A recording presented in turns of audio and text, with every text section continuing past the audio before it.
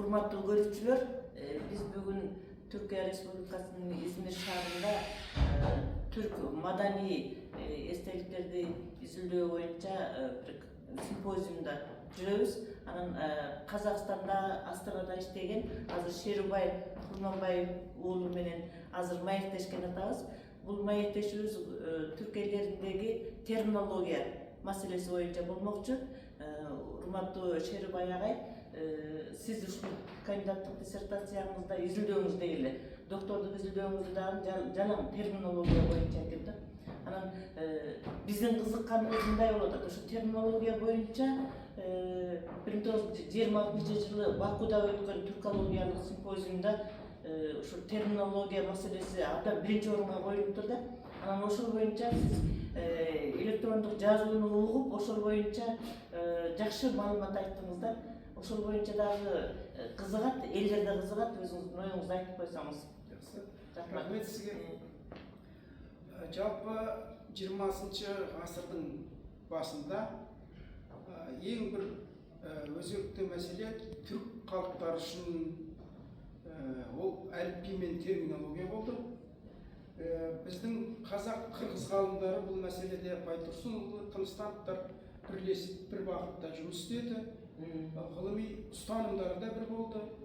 Тіпті біздің 24 жылғы съезде Орынборда өткен қазақ білімпаздардың съезіне ол жерде Арабаевтар қатысты. Ол жерде терминологияның мәселесі біздің қазақ пен қырғыздың терминология әліпби мәселесіндегі ұстанымдары үнемі бір болып отыр.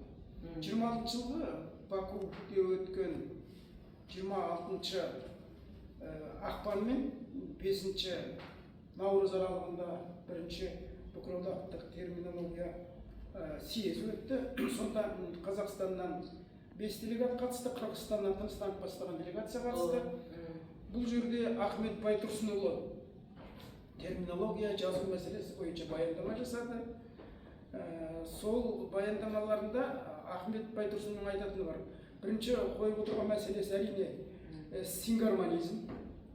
Ахмет Байтұрсынұлы барлық түркі халықтарына айтады, біздің тіліміздің түркі халықтарының негізгі екі қасиеті: біріншісі бұл жалғамалылық, агглютинация, екінші сингармонизм заңы. Осы сингармонизм заңы бұзылса, түрік тілі өзінің қасиетінен айырылады. Бұл сингармонизм заңы көптеген түрік халықтарының тілдерінде бұзылған. Себебі оның ішіне бірінші кезекте Осман түріктерін айтады, екінші Азербайжан, татар және сол сияқты өзбек халықтары. Бұларда жазу дамуы мен типография, кітап шығуымен байланысты. Бір, екіншіден араб парсы сөздерін көп алғандықтан сол тілдердің кірген жат сөздер барбаризмдер дейді. Барбаризмдер тілдің заңдылықтарын бұзды дейді. Түрік тілінің фонетикалық бұзды.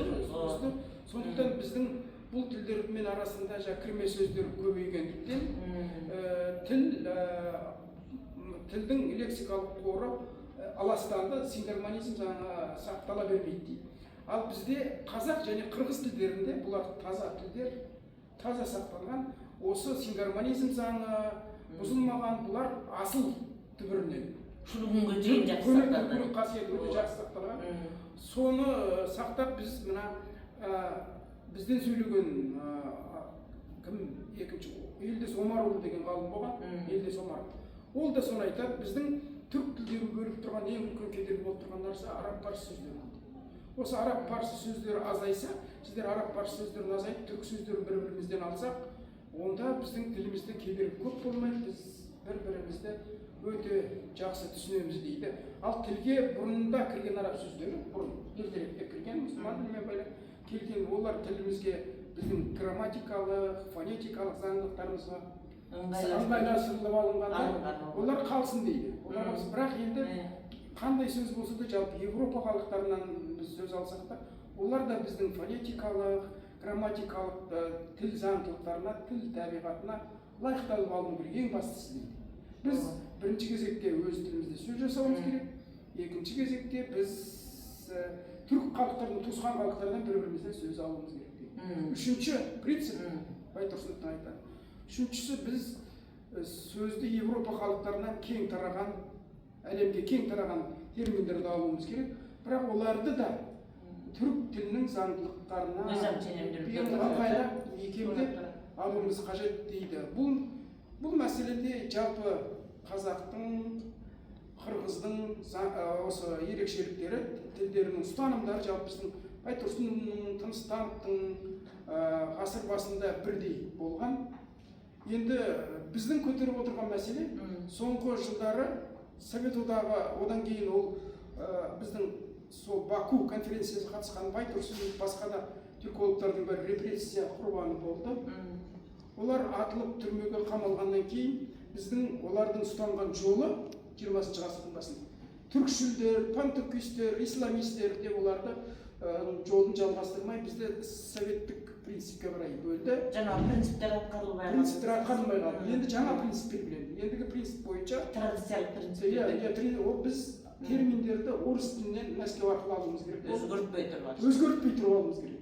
Ол жерде біріншіден біздің тілімізге артық дыбыстар кіргізілген, 40 жылдардан кейін, кириллицаға көшкеннен кейін басы артық дыбыстар кірді. Екіншіден, терминдер орыс тілінде қалай жазылса, қазақ, қырғыз, өзбек, Азербайжан тілдерінде дәл солай жазылу керек дейді. Сондықтан бізде жаңа клетка, ткань, толып жатқан барлық түрлі саланың терминдері орыстың сол қалпында алынды. Біз көрші тұрып, өзбек халқынан немесе қырғыз халқынан термин бір-бірімізден алуымыз өте аз болды. Қазақ, қырғызда болды. Мысалы, біздің жарнама, балмұздақ дейтін сияқты сөздеріміз көп. Бір алмасқан. Өте жақын тілдеріміз, бірақ арамызда ешқандай басқа ел жоқ. Қазақ, қырғыз айтады ғой. Жаңа төсекте басымыз, төскінде малымыз қосылған елміз. Сөйтіп тұрып сөз алмасу тек Мәскеу арқылы жүрді.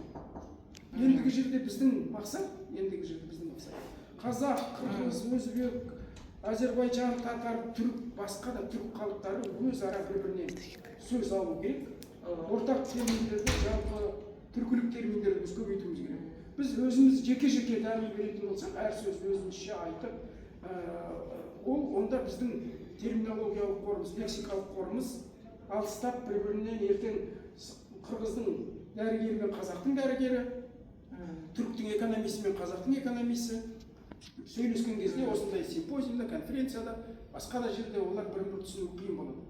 Ғылыми ынтымақтастық жақсы болу үшін, біз бір-бірімізді туысқан халықтар еркін түсіну үшін, жазғанымызды оқу үшін біздің әліпбиіміз, әсіресе терминологиямыз бір болу керек. Жалпы терминдер көп болу керек. Сонда біздің өзара қарым-қатынас, тілдік байланыс, сөз алмасу, сөздік қорды бір-бірімізді байыту, бұл өте маңызды.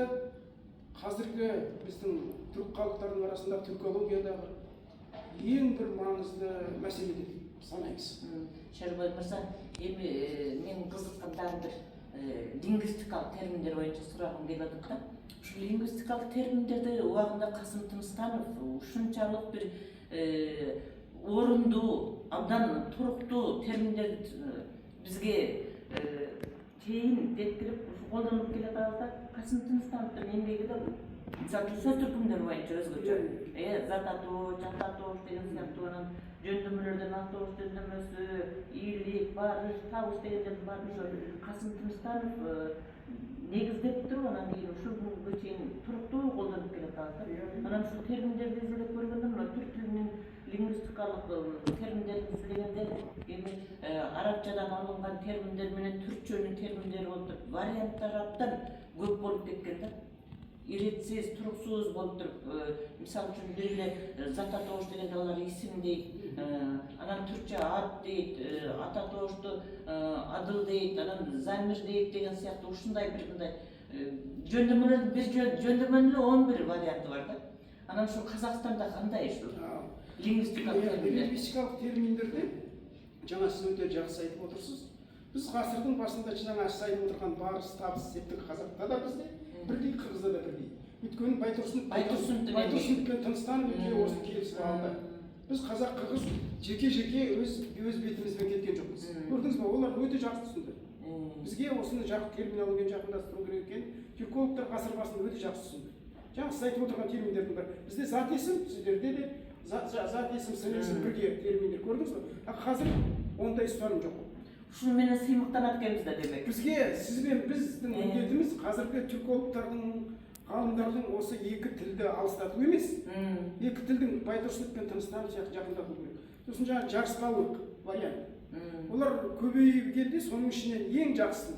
Егер лингвистикалық терминнің бірі, мәселен қырғыз тілінде терминологиялық талаптарға сай келетін өте жақсы жасалған термин қырғыз сөз келіп тұрса, неге біз оны алмасақ? Біз оны қазақтар алуға дайынбыз. Албетте. Ол түбі бір түрік сөзі болса, терминдік ұғымды жақсы беріп тұрса, біз қырғыз тілінен де, өзбек тілінен де, Азербайжан тілінен, түркмен тілінен де біз алуға қашанда дайынбыз.